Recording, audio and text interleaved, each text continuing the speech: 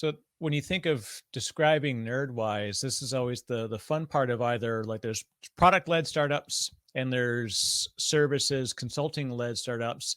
They're never that far apart because they're generally paired up. Like there's I when someone says they have a consulting startup, I say you have a consulting team. It's not a startup. It's like you may be building products.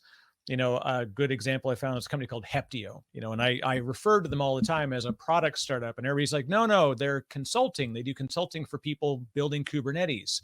Like, but they're using their own products they're building to create a machine framework for people. That'll be the value they sell. And they did sell, and they got bought by VMware, and it was a big deal.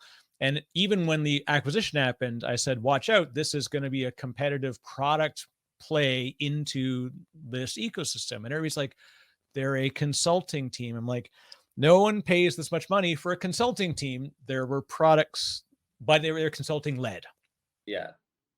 So, and then other ones are, look at the Moz story, of course. It's like same thing, consulting, build products. All of a sudden the products are a SaaS, switch up. Now you're a product-led company.